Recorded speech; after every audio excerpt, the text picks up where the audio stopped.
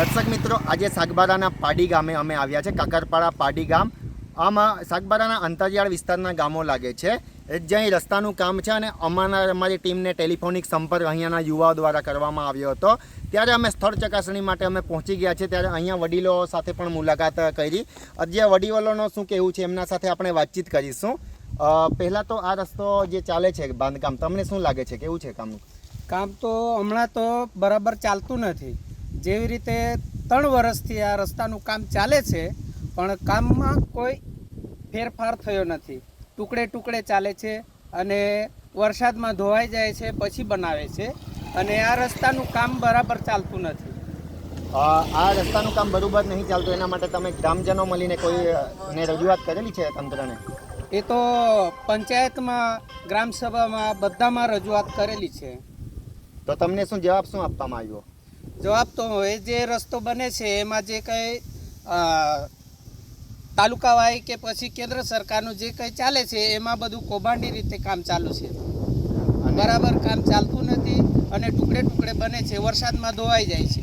તો હાલમાં શું સમસ્યા શું છે તમારી? જે આ છોકરાઓ અહીંયા બતાવી રહેલા છે કે રસ્તો ઉખડી જાય છે, શું કઈ રીતના બની રહેલો છે? કારણ કે ટ્રેક્ટરથી સારી રીતે સાફ કરેલું નથી અને જે ઉપર જે ખડી નાખવામાં આવી છે એ પણ એકદમ પતળી છે. અને ટ્રેક્ટર ચાલે છે તો પણ ઉખડી જાય છે. આવનારી લોકસભાની ચૂંટણી પણ આવી રહેલી છે, તમારે શું કહેવું છે? આ રસ્તાનું કામ આવું જ ચાલશે, તમે શું કરશો? જો સરકાર તરફથી આ આવી રીતે વ્યવસ્થા ચાલુ છે અને એક બીજા તરફથી આ જે કૌભાંડો ચાલુ છે, એમાં જો આવી જ રીતે થાય તો લોકસભાની જો ચૂંટણી આવે છે એમાં બહિષ્કાર કરવામાં આવશે. કયા કયા ગામો દ્વારા બહિષ્કાર કરવામાં આવશે? પાડીથી માંડીને પાટલામાં સુધી. શું નામ તમારું? અરવિંદભાઈ. અરવિંદભાઈ, તમારી શું માંગ શું છે? માંગ તો એ જ છે કે જે રસ્તો જે તૈયાર કર્યો છે એમાં બરાબર કામ નથી, અને અંદરથી જો કેમિકલવાળો રસ્તો ચાલે છે એ પણ બરાબર નથી. 1 ઇંચનો પણ ફરક નથી એમાં. ને કેટલી આ જાડાઈ કેટલી છે? આ તમને જાડાઈ તો 1 ઇંચનો જ છે. 1 ઇંચનો હા, છે. કોઈ જગ્યાએ થોડો જાડો છે, કોઈ જગ્યાએ પાતળો છે, કોઈ જગ્યાએ તે ચાલતામાં આમ ઠોકર મારતાની સાથે ઉખડી જાય છે. ઉગડી જાય છે. અહીંયાના જે પ્રતિનિધિઓ છે, નેતાઓ, એમને શું કહેવા માંગશો તમે?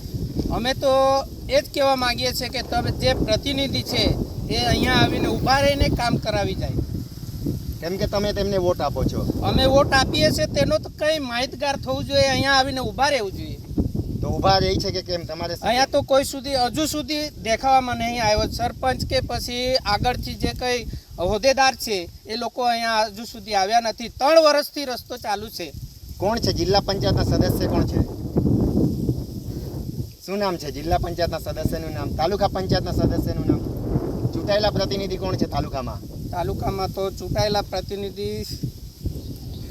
સુરભસિંહ. ને જિલ્લા પંચાયતમાં? સોરાપાડાના છે. તો તે અહીંયા કામ જોવા માટે આવતા જ નથી? હજુ સુધી કામ જોવામાં નહીં આવ્યા. દર્શક મિત્રો, અહીંયા આદિવાસી વિસ્તારમાં ઘણી મોટી સમસ્યા છે અને રોજબરોજ આદિવાસી લોકોની સમસ્યા આવતી રહે છે.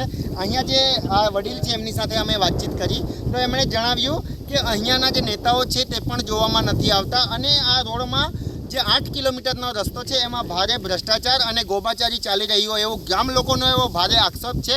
અગર આ રસ્તો તાત્કાલિક ધોરણે સારી રીતના કામગીરી નહીં કરવામાં આવે અને સારો રસ્તો ગ્રામજનોને પરિવહન માટે, તાલુકા કક્ષાએ જવા માટે અને જિલ્લા કક્ષાએ જવા માટે રસ્તાનું સારું એવું કામ નહીં થાય તો આવનારી લોકસભાની ચૂંટણી છે એમનો બહિષ્કાર કરીશું. પાડીથી કાકરપાડા અને પાટલામાં સુધી જેટલા પણ ગામો લાગે છે તેટલા ગામો ચૂંટણીનો બહિષ્કાર કરીશું એવો લોકચીમકી આપી રહ્યા છે. ત્યારે જોવું રહ્યું કે સરકાર દ્વારા અને તંત્ર દ્વારા આ જે ગંભીર પ્રશ્ન છે લોકોનો, એના ઉપર શું જે જવાબ આપવામાં આવશે કે શું, એ તો જોવું રહ્યું. હું છું દિનેશ વસાવા, નર્મદા. ડિસિઝન ન્યૂઝના બીજા વિડીયો જોવા માટે ચેનલ સબસ્ક્રાઇબ કરો અને બેલ આઇકન બટન પર જઈ ક્લિક કરો. સ્વતંત્ર અને આઝાદ પત્રકારત્વની મદદ કરવા નીચે આપેલા થેન્ક્સ બટન પર જઈ ક્લિક કરો. મદદની કિંમત નિશ્ચિત કરો અને ડિસિઝન ન્યૂઝની આ સફરમાં અમારા સાથી બનો.